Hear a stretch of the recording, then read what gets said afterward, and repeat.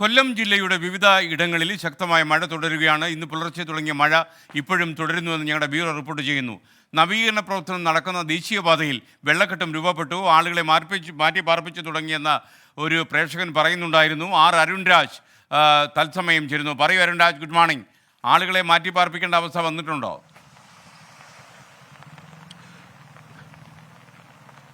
തീർച്ചയായും good morning S K. അത്ര സുഖകരമല്ല രാവിലെ കൊല്ലത്തിന്റെ പ്രഭാതം എന്നുള്ളതാണ്. നമ്മൾ ഈ കാണുന്നത് കൊല്ലം നീണ്ടകര കണ്ണാട്ടുകുഴി ഭാഗമാണ്. ഈ ഭാഗത്ത് ഇന്ന് പുലർച്ചെ മുതൽ തുടങ്ങിയ മഴയാണ്. പൂർണ്ണമായും ഈ ഭാഗം വെള്ളക്കെട്ടിലേക്കടക്കം എത്തിയിരിക്കുകയാണ്. ഈ വീടുകളിലെല്ലാം തന്നെ വെള്ളം കയറിയിട്ടുണ്ട്. അതായത് നമ്മളുടെ തന്നെ മുട്ടപ്പം വെള്ളം ഇപ്പോൾ ഇതിനോടകം തന്നെ ഇവിടെ ഈ ഭാഗങ്ങളിലെല്ലാം തന്നെയുണ്ട്. പലയിടങ്ങളിൽ നിന്നും ആൾക്കാരെ മാറ്റിപ്പാർപ്പിക്കാനുള്ള നടപടികൾ ജില്ലാ ഭരണകൂടം തുടങ്ങി. ചാത്തന്നൂർ അടക്കമുള്ള സ്ഥലങ്ങളിൽ നിന്ന് ആൾക്കാരെ മാറ്റിപ്പാർപ്പിച്ചിട്ടുണ്ട്. ചാത്തനാകുളത്തും സമാനപരമായ രീതിയിൽ 3 കുടുംബങ്ങളെ മാറ്റിപ്പാർപ്പിച്ചു എന്നുള്ളതാണ് ലഭിക്കുന്ന വിവരം. ചാത്തന്നൂരിൽ 2 വീടുകൾ ഇടിഞ്ഞു തകർന്നു. ഇവിടെ നമുക്ക് ഒപ്പം ഈ നാട്ടുകാർ കൂടി ചേരുന്നുണ്ട്. എപ്പം മുതൽ തുടങ്ങിയതാണ് മഴ? തുടങ്ങിയാണ്, വെളുപ്പിന് തുടങ്ങിയ മഴയാണ്. ഭയങ്കര ഈ ഓടെല്ലാം അടഞ്ഞു കിടക്കുകയാണ്. ഭയങ്കര ശക്തമായ മഴയാണ്. ഈ സമീപ ദിവസങ്ങളിലാണ് ഓട വൃത്തിയാക്കിയത്. ഈ സമീപത്ത് വൃത്തിയാക്കിയിട്ടില്ല. ഈ നിറച്ച് ചെറിയ ഇടവഴിയാണ് ഇത് മൊത്തത്തിൽ. അതിലെ കൂടെ വെള്ളം പോകാൻ ഭയങ്കര പാടാണ്. ഇത് ഏത് സമയം ചെറിയ മഴ പെയ്താൽ ഇവിടെ നിറച്ച് വെള്ളം, ഇവിടെ വെള്ളം ഇടേണ്ട സ്ഥിതിയിരിക്കുക. ഈ സ്ഥലം സ്ഥിരമായി ഇങ്ങനെ ആണോ?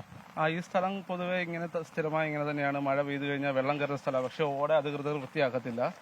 അതിന്റെ ഒരു അഭാവം കൊണ്ടാണ് ഈ പ്രശ്നം ഉണ്ടായത്. ഈ ഓടയുടെ നിർമ്മിതി തന്നെ അശാസ്ത്രീയമായ രീതിയിലാണ്.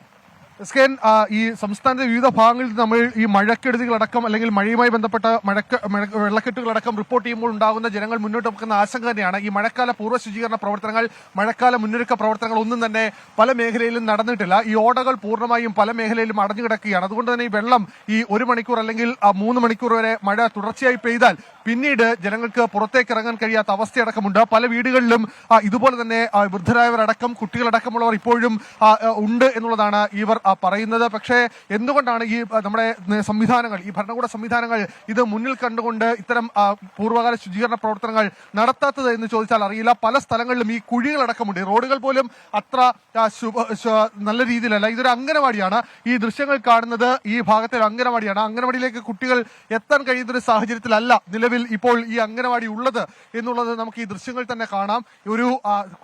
തീർച്ചയായും ഒരു വെള്ളക്കെട്ട് നീന്തിക്കിടന്നത് കൊച്ചു കുട്ടികളടക്കം ഇവിടേക്ക് വരണമെങ്കിൽ അത് സാഹസികമായ യാത്ര തന്നെയായിരിക്കും അവരെ സംബന്ധിച്ച് ഉണ്ടാവുക.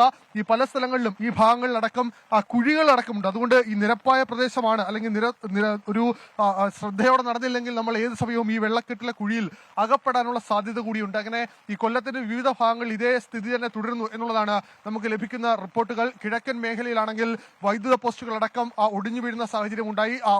അപകടങ്ങളും 2 അപകടങ്ങൾ ആണ് ഇപ്പോൾ റിപ്പോർട്ട് ചെയ്തിട്ടുള്ളത്. അങ്ങനെ പല തരത്തിലുള്ള മഴക്കെടുതികൾ കൊല്ലത്തിന്റെ വിവിധ മേഖലകളിൽ നിന്ന് നമുക്ക് ഇതിനോടകം തന്നെ ലഭിക്കുന്നുണ്ട്.